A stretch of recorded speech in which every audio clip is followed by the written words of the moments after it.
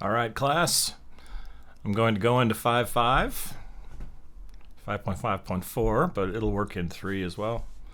I'm going to create a third-person project and import a MetaHuman into it.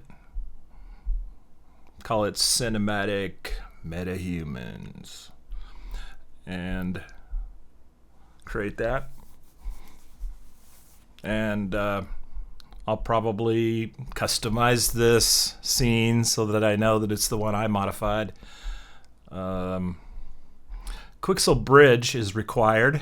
Fab does not work yet, so you'll have to have this plugin running. I'm going to choose one of my customized MetaHumans for the reasons we discussed. I'm going to choose High Optimized. You'll want to do that in order to get the quality for a close-up cinematic camera shot. The cinematic quality is a little too high resolution for our purposes, but you'll notice that when we drop the MetaHuman into the world, like before, it will tell us about our missing plugins. We need to enable those.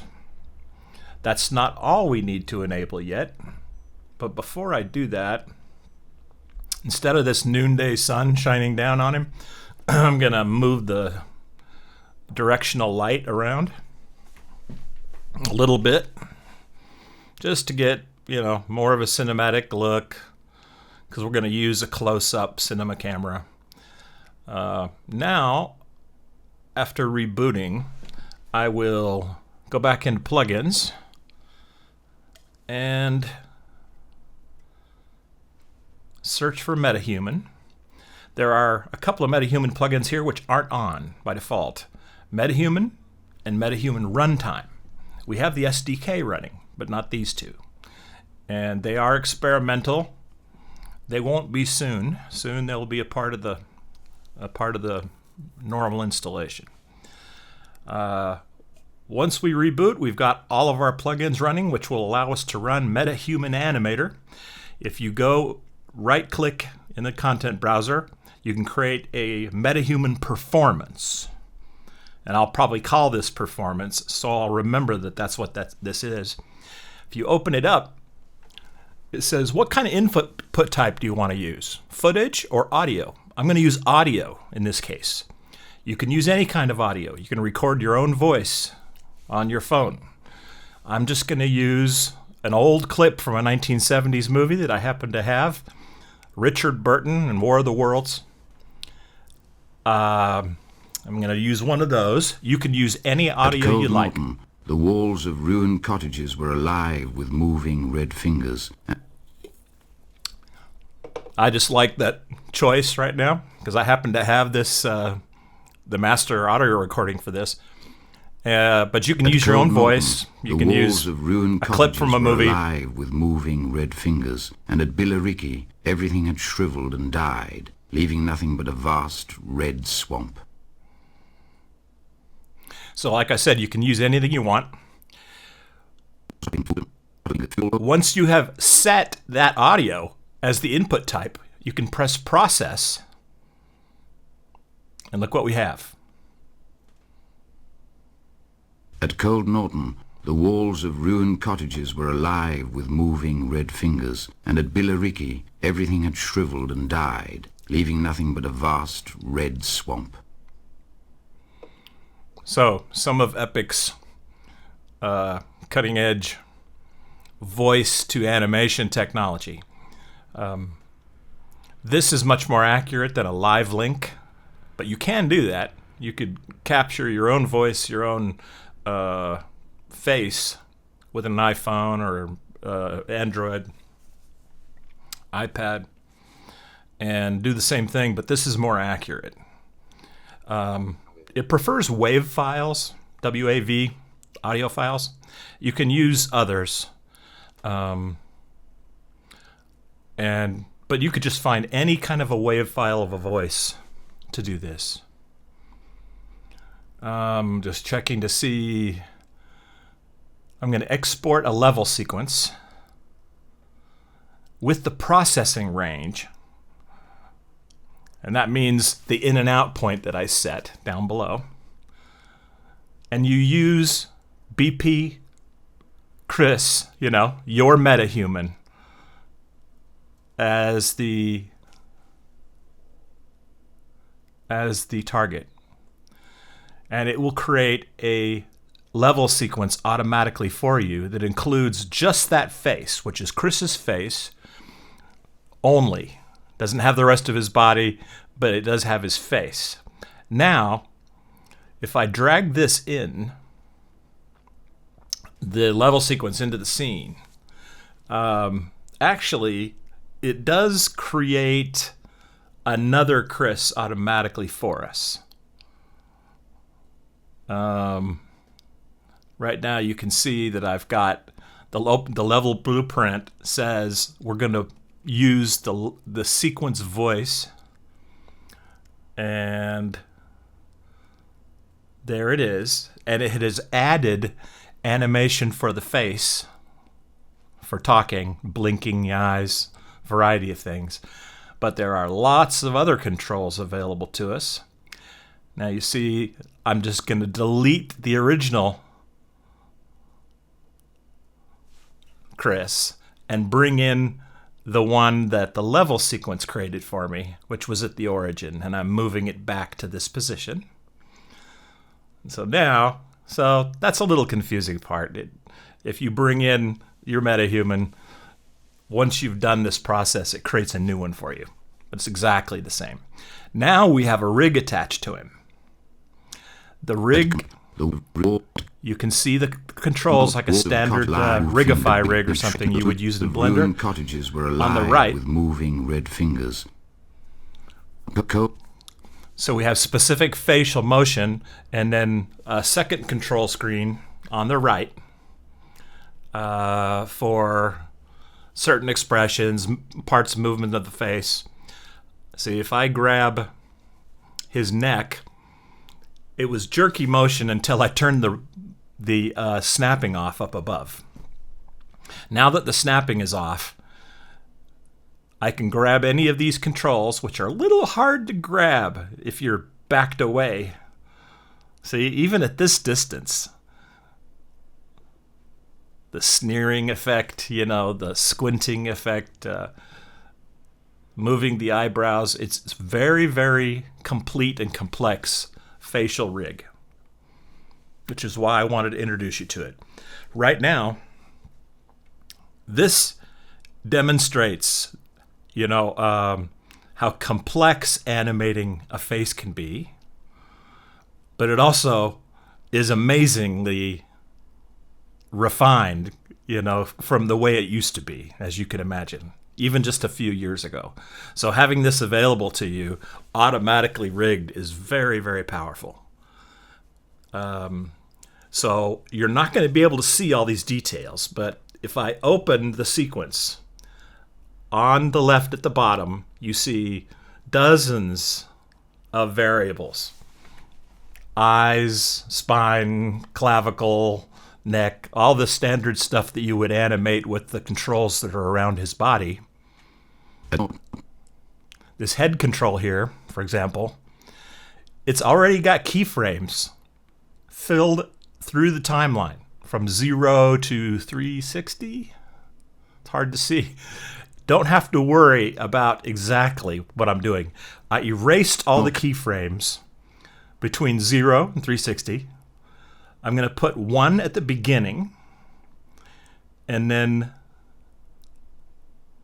I'm going to modify it slightly so he's turning his head while he speaks. These will replace those curves, and I don't think the voice curve added any head movement, body movement of any kind. But I can go in there and make very, very slight movements instead of exaggerated movements to create something more realistic. Now, it's not going to happen automatically as I just do this off the top of my head. Normally, I will put the same keyframe at the end as there was at the beginning in case it loops. But right now you can see I just have At Cold Norton, 6 the keyframes. walls of ruined cottages were alive And his with head's moving moving. red fingers, and at But Billericay, it's everything had bumping a little shriveled bit. and died, leaving nothing but a vast red swamp. So when we opened the sequencer, it gave us a curves menu too. I'm going to go into the curves menu anywhere there's a sharp change after a keyframe, which is everything really. Select all of them and then choose one of these tangent types. I'm going to choose one that automatically flattens them at every keyframe. Ease in, ease out. At Cold Norton, Now the see, walls of ruined cottages the were motion of alive his with moving head red anyway fingers, isn't and at bumping a lot. Billericay, It's everything not the had best. shriveled and died, leaving nothing. But it's more realistic. And then I can eyeball these curves here, doing minor modifications to avoid looking too extreme. Like I said, everything I'm going to do here is very subtle. You can do any way you want. And like I said, you're not going to... everything had shriveled and died, leaving nothing but a vast red swamp. You're not going to see all the details. But one of the things I talked about last week was eyes and eyebrows and the motion of the face around that are very important for speaking. Just blinking isn't good enough. Cottages were... Let's see. Okay. Now I can click on the eye controls up here. So this will click his left eye. And I can, control click or shift click to click both of his other eyes. And then over here on the right, we have some lip movement, teeth, a variety of things. It is awkward working with these controllers with a facial animation. And we're doing it essentially the hard way right now. And there are more advanced ways, and I will demonstrate those to you later. Okay, so I've got the face scrunch variable chosen, and I erased all of the keyframes that were automatically generated, and I'm creating them myself.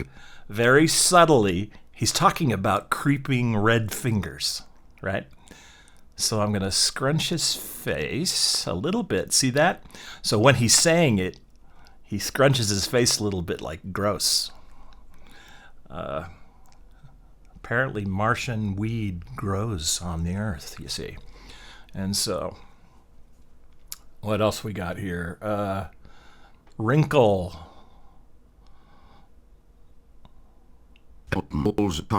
Yeah, so I can subtly wrinkle his upper nose with that face scrunch.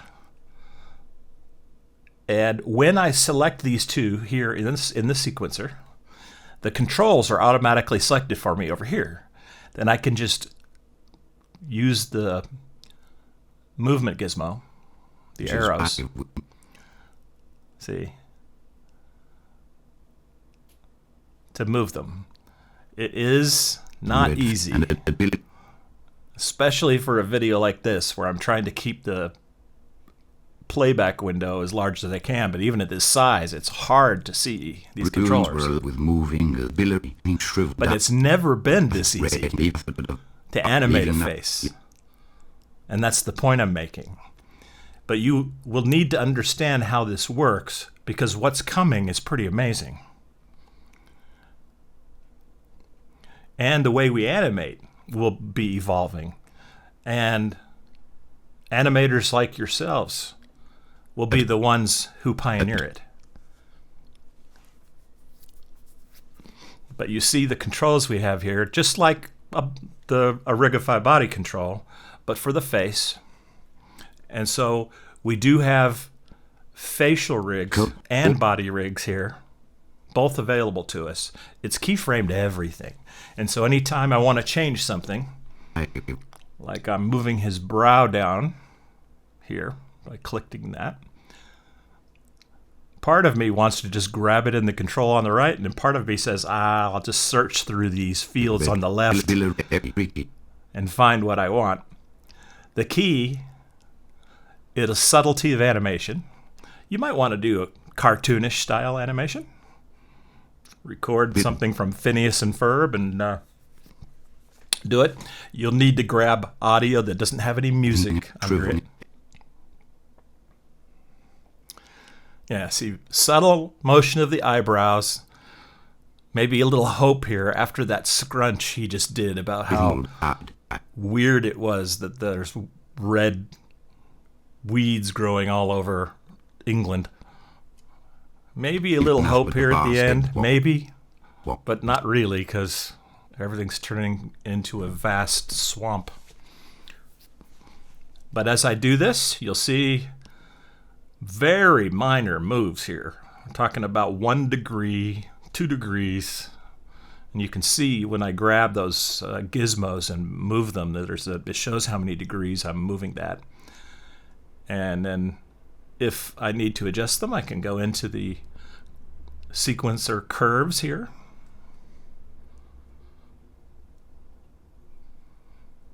And move things around.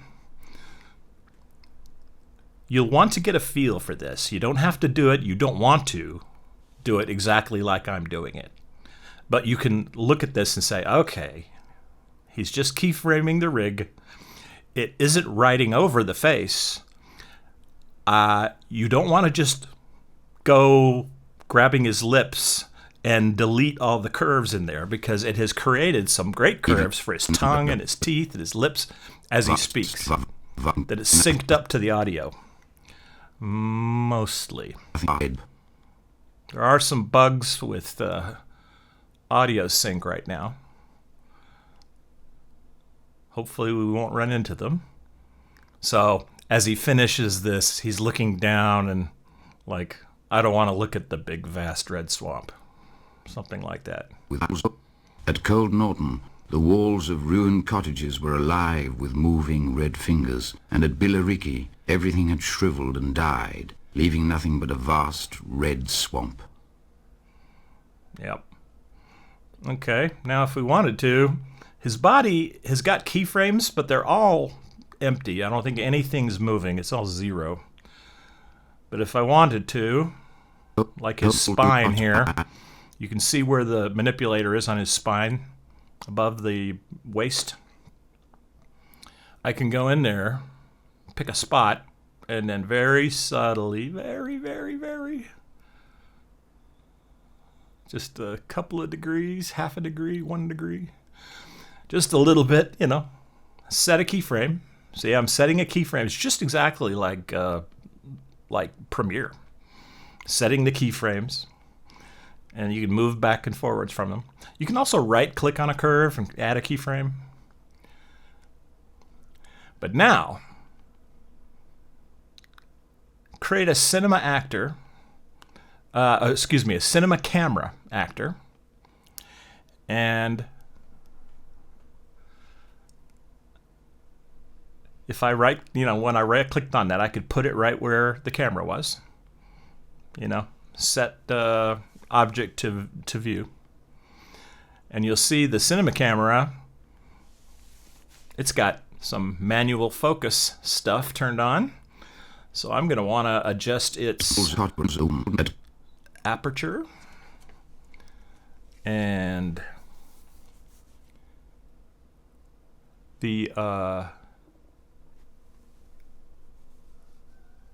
current aperture, focal length, and the manual focus distance, which will determine whether it's in focus or not. So once I've emptied out, any keyframes that are in there, I will bring that number down from 10,000 to a much lower number. There we go. Now his face is in focus until I go to the last frame, still at 10,000. So I'm going to go back and reduce this one. So now he's in focus if the camera doesn't move. But if I change the focal length and move in, I may need to subtly change that focus distance. There's a lot of features we can do here. We can automatically track objects, so we have unexpected interactive things happening during a cinematic. But you'll notice I switched to cinematic viewport, but I had to add the camera to camera cuts. We'd loaded it in the outliner, but we hadn't loaded it into the sequencer, so I added it to camera cuts. Now we're looking through that cinematic camera. At Cold Norton, the walls of ruined cottages were alive with moving red fingers, and at Billericay, everything had shriveled and died, leaving nothing but a vast red swamp. Yeah, I'm not sure why this happens, but it looks like there was some slippage or playback. I'm moving the audio so that it links up. At Cold Norton, the walls of ruined cottages were alive with... That is a bug. And I'm not sure why, so I'm just going to work around it for now. It's probably a mistake to move the audio file, but for now, that's best. Now, just because we have no background that looks like anything, and just to review, I created a copy of the volumetric clouds. I'm going to go into the material here, material instance, and where are those variables? And then, change the variables in the clouds here. Yeah, add some cloud types, stratosphere, nimbus. So we get a little bit, more intense looking cloud background. And maybe I'll find a way to get rid of the sharp line at where the clouds end and the ground begins. So I'm going to change the fog height fall off a little bit so it eases into those clouds a little bit. Doesn't really matter. Just doing this just to demonstrate that all of this is available to us. Move the rotation value of the sun a little bit. Sun's going down. He's giving us a depressing narration at the end of the day.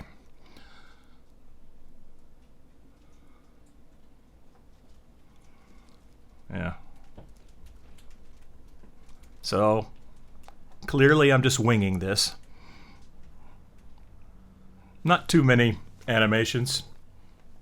You'll want to go in there and lovingly animate your characters, but you can completely animate everything.